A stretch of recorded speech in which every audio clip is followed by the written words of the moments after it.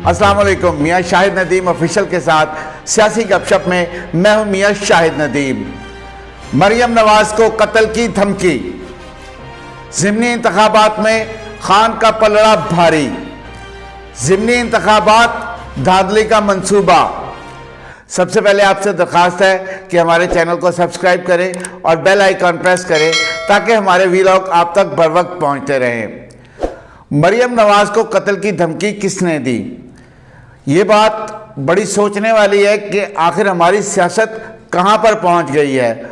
और मरियम नवाज को कत्ल की धमकी सरेआम दी गई और उस वक़्त पीटीआई के एक बड़े सरकर्दा लीडर वहाँ पर मौजूद थे और जब वो धमकी दी जा रही थी वो खामोशी से बैठे सुनते रहे और मुस्कुराते रहे।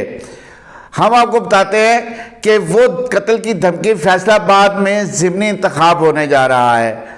कासिम सूरी जो कि पीटीआई के सरकर्दा रहनुमा हैं और डिप्टी स्पीकर भी रहे हैं, वो वहाँ पर मौजूद थे। वहाँ पर एक पीटीआई के कारकुन ने बाकायदा उठकर ये धमकी दी कि अगर इमरान खान को अरेस्ट किया गया या उनके साथ कुछ भी किया गया तो मैं मरियम नवाज को कत्ल कर दूंगा।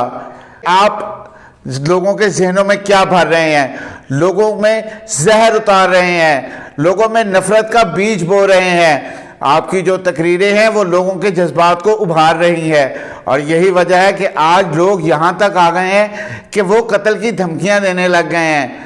मैं आपको ये बार बार मुतअद्दिद मरतबा अपने वीलॉग्स में बताता रहा हूँ कि अगर ये सब कुछ होता रहा तो मकाफाते अमल है। आप चोर डाकू के नारे लगवाते रहे, आप देखें कि कैसी कैसी बदतमीजी होती है। मरियम औरंगज़ेब के साथ क्या हुआ, इसहाक डार के साथ क्या हुआ। और यहाँ मैं जुनैद सफदर की तारीफ़ करना चाहूँगा कि उन्होंने जब एहतजाज करने वाले वो लड़के के साथ मिले, उसके ख़ानदान के साथ मिले, तो उन्होंने कहा एहतजाज आपका हक़ है लेकिन बदतमीज़ी मत करें, गालियाँ मत दें, आप एहतजाज ज़रूर करें, हमें उससे कोई गिला शिकवा नहीं है, आपका हक़ है, आप एहतजाज करें। ये है तरबियत का फ़र्क। आपके कारकुन एक लड़की मरियम औरंगज़ेब एक औरत को जो है वो इस तरह तंग करते रहे, हरास करते रहे और ये सब कुछ उस वजह से है कि आपने जो तकरीरें की हैं, आपने जो नफ़रत का बीज बो दिया है, ये बड़ी आगे तक जाएगा। और अब ये आपके साथ खुद हो चुका है। आपने चोर डाकू के नारे लगवाए, इसलिए आपको जो है वो मरियम नवाज के कत्ल की आज धमकी आपका कारकुन दे रहा है। और आपके साथ जो हुआ वो ये था कि जब आप पाकपतन मिज़ार पर गए तो वहाँ आपके खिलाफ भी यही नारे लगे, चोर डाकू के नारे लगे। ना मुझे आपके लिए वो पसंद है ना उनके लिए ये पसंद है। अब आ जाएं ज़रा ज़िमनी इंतखाबात की तरफ। ज़िमनी इंतखाबात में खान का पलड़ा भारी नज़र आता है। लोग मुझे अक्सर ये कहते हैं कि मैं शायद जो है वो इमरान खान और पीटीआई की पर ज़्यादा तनकीद करता हूँ, उन पर तनकीद के निश्तर ज़रा ज़्यादा बरसाता हूँ। ऐसा नहीं है, सिर्फ जो इनके झूठ है मैं उनको बेनकाब करता हूँ, जो इनकी मुनाफकत है मैं उस पर से पर्दा उठाता हूँ, जो ये यू टर्न लेते हैं मैं उस पर बात करता हूँ। कदी खान साहब इधर तो कदी खान साहब इधर, एक दिन वो कोई बयान देंगे, दूसरे दिन कोई बयान देंगे। एडी छेती ते मौसम भी अपना रंग नहीं बदलता जिन्नी छेती खान साहब बयान बदल लेंदे ने। बहरहाल ये जो है वो मैं बाकायदा तौर पर मेरा कोई अफिलिएशन नहीं है, मैं सिर्फ अगर मुस्लिम लीग नून कुछ करेगी मैं उस पर भी बात करूँगा। महंगाई के हवाले से मैं बात करता रहा हूँ। और आप ज़िमनी इंतखाबात में खान का पलड़ा क्यों भारी है? क्योंकि खान ने एक माहौल बना दिया है। वो मुतवातर जलसे करते जा रहे हैं, वो रैलियां कर रहे हैं, वो वर्कर्स कन्वेंशन से खिताब कर रहे हैं और उनका वर्कर चार्ज्ड है, उनका वर्कर इस वक्त जोश में है। और जब से वो इक़्तिदार से अलहदा हुए हैं उन्होंने अपने जलसे ख़त्म नहीं किए, वो पब्लिक से राब्ते में है और इसमें भी कोई दो राय नहीं, मुझे इससे कोई इख्तलाफ नहीं है कि वो पब्लिक के पॉपुलर लीडर हैं, लोग उनसे प्यार करते हैं, उनकी फ़ैन फॉलोइंग है, उनके वोटर्स और सपोर्टर्स है। और इन ज़िमनी इंतखाबात में मुझे उनका पलड़ा भारी नज़र आता है। बाकी ये बात मुझे बड़ी अजीब लगी और मैं ये बात कहूँगा کہ جو الیکشن ہونے جا رہے ہیں تمام قومی حلقوں سے عمران خان خود الیکشن لڑ رہے ہیں، پینتن اور کوئی بندہ نہیں لبا، یا کسی تو اعتماد ہی کوئی نہیں۔ لیکن بہرحال جو وہ مناسب سمجھے، وہ پارٹی کے لیڈر ہیں، پارٹی کے چیئرمین ہیں، فیصلے وہ کرتے ہیں، تو ان کے فیصلوں پر سب ان کی جو پارٹی ہے وہ آمنہ صدقنا کہتی ہے، تو وہ تمام حلقوں سے لڑ رہے ہیں۔ لیکن ان کو شزرہ منصب نانکانے سے، فیصل آباد سے عابد شیر علی، چارسدہ سے جو ہے وہ ایمل ولی خان، اور اس کے ساتھ جو ہے وہ یہ سب ٹف ٹائم دیں گے۔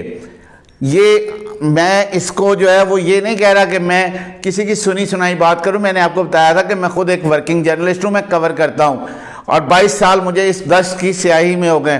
یار غلط نہ سمجھے، سیاہی سمجھو وہ سیاحت والی، وہ لکھنے والی سیاہی نہیں، تو 22 سال سے میں اس فیلڈ میں ہوں، اور میں ابھی تک جو ہے وہ ورکنگ جرنلسٹ ہوں، اور خود فیلڈ میں نکلتا ہوں، خود لوگوں سے ملتا ہوں، خود چیزیں کور کرتا ہوں۔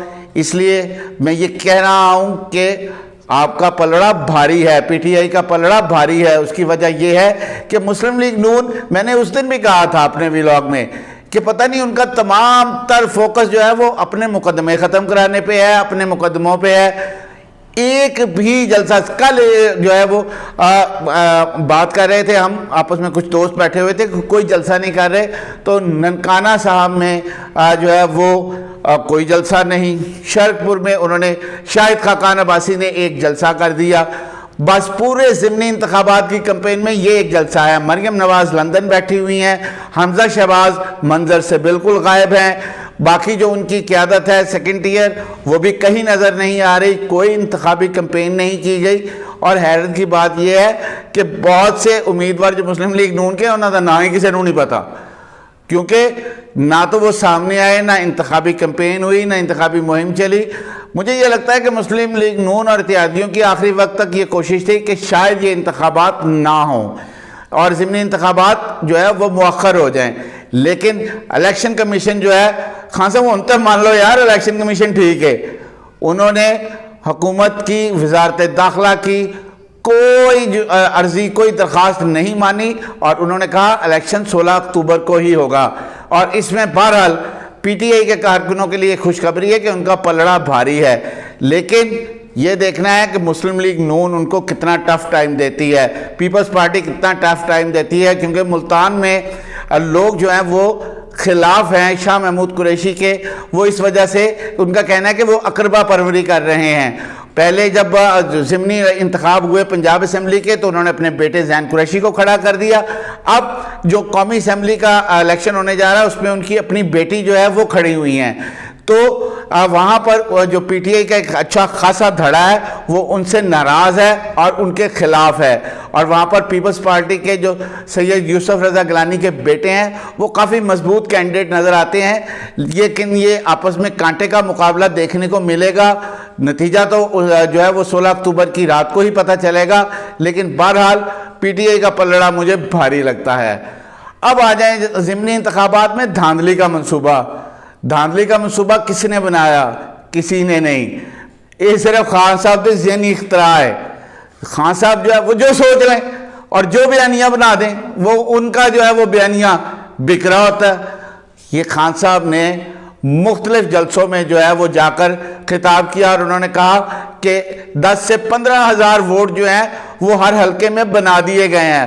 خان صاحب کچھ تو یار سوچ لو، 1000-2000 ووٹ مانے جا سکتے ہیں، 15,000 ووٹ جس حلقے میں بنے، کیا آپ کے ورکر وہاں موجود نہیں ہیں؟ اگر ہیں تو کی ستے نہیں، انہوں نے نہیں پتا کہ یہ بندہ یہاں نہیں رہتا، یہ ووٹ غلط بنا، آپ نے پوائنٹ آؤٹ کیوں نہیں کیا؟ تو یہ منصوبہ جو ہے وہ خان صاحب کی خالصتاً ذہنی اختراع ہے، کوئی ایسی چیز نہیں ہوئی، بلکہ جو ہے وہ فری اینڈ فیئر الیکشن ہونے جا رہا ہے۔ اگر یہ دھاندلی کا منصوبہ ہوتا تو یہ سب سے پہلے جو پنجاب کے ضمنی الیکشن ہوئے تھے 20 نشستوں میں سے 16 آپ نے جیتی، اور جس کی وجہ سے حمزہ شہباز کی حکومت چلی گئی۔ اگر انہوں نے دھاندلی کرنی ہوتی تو پہلے وہ اپنی حکومت بچانے کے لیے وہاں پر دھاندلی کرتے۔ یہ سراسر آپ کی اپنی ذہنی اختراع ہے۔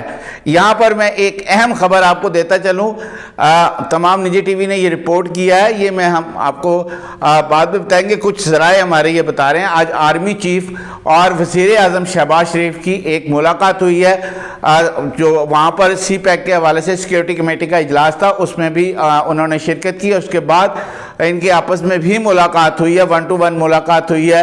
اس میں یہ کہا جا رہا ہے کہ ملک کے داخلی معاملات پر بھی کافی زیادہ مشاورت ہوئی ہے، جبکہ اس کے ساتھ ساتھ جو باقی چیزیں ہیں، سی پیک ہے، اس پر بھی بات چیت ہوئی ہے۔ تو داخلی معاملات پر جو ملاقات ہے وہ آپ سوچ سکتے ہیں پھر کیا ہے۔ ہم نے آپ کو پہلے کہا تھا کہ بڑوں کی ایک اہم بیٹھک ہونے جا رہی ہے جس میں بہت سے فیصلے ہوں گے۔ اب نئے آرمی چیف کی تعیناتی بھی بڑی قریب ہے، اور نئے آرمی چیف کی تعیناتی کے حوالے سے مشاورت دونوں بڑوں میں شروع ہو چکی ہے۔ سیاسی گپ شپ سے آج اتنا ہی۔ میاں شاہد ندیم کو اجازت دیجیے۔ اللہ آپ کا حامی و ناصر ہو۔ سب سے پہلے پاکستان۔